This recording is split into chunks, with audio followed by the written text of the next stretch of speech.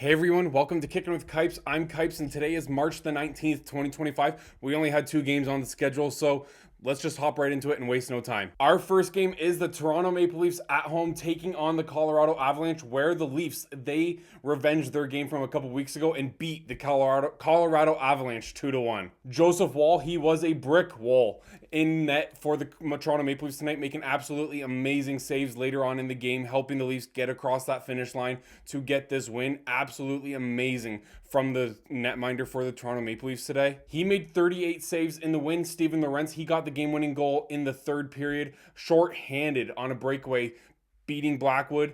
And yeah, it was an amazing goal with just under 3 minutes into the third period or something. It was a really fluky goal. Just got to be honest, it really was. The ref, I don't know if he was trying to duck out of the way or if he tripped or what was going on. Simon Benoit of the Maple Leafs, he cleared it because they were trying to kill a penalty. So he killed it, sending it into the Colorado Avalanche zone. The ref either, like I said, he either tripped or I don't know what the heck he was doing, but it looked like he ducked, but it also looked like he could have tripped. But the puck went off of him. It died right in the neutral zone. Steven Lorentz picked it up and just beat Blackwood with a very nice snipe and giving the Leafs the win. Austin Matthews scored in this game. He has scored in the past 3 straight games for the Toronto Maple Leafs. He is leading by example as captain of the Toronto Maple Leafs. He apparently made not a big fuss, but he made a point. He made a statement in the dressing room, and now he is leading by example, exactly what you would want a captain to do. The Leafs, they are now 41-24-3 on the season. They are tied with the exact same record and exact same amount of games played as the Florida Panthers. The Florida Panthers, I don't really know off by the top of my head why the Florida Panthers are technically first in the division, probably because they were there first.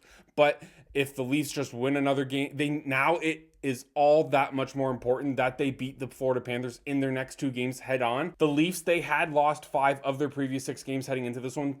So, or not heading into this one, heading into their past 2 games. So they desperately needed these 2 wins to stay in the hunt to get that Atlantic Division title. Mackenzie Blackwood, he was in net for the Colorado Avalanche today. He made 24 saves en route to the loss. To be fair, it is kind of fluky how the Leafs scored that game-winning goal, but at the same time, you got to figure out how to get that save, shorthanded especially, or man advantage if you're in Blackwood's case.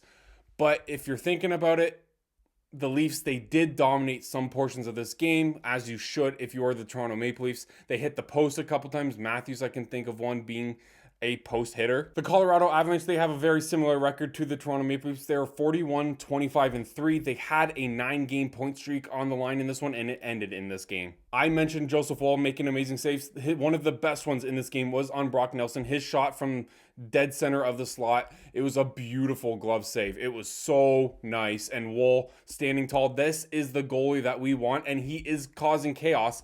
And we're trying to figure out who will be the starting goalie for the Toronto Maple Leafs in the playoffs. Game 1.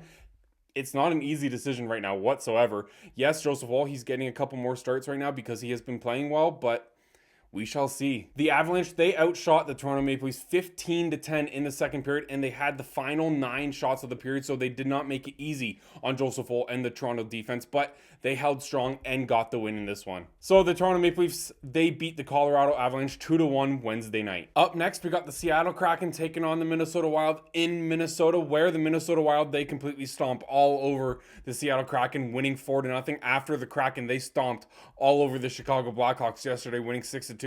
They could not replicate that today. Matt Boldy, he had an extremely good game today. He got his 22nd and 23rd goal of the season. He is starting to get extremely hot heading into the playoffs, and that is exactly what the Minnesota Wild need en route to those playoffs. Ryan Hartman and Ogren, I don't know how you say it. That's okay.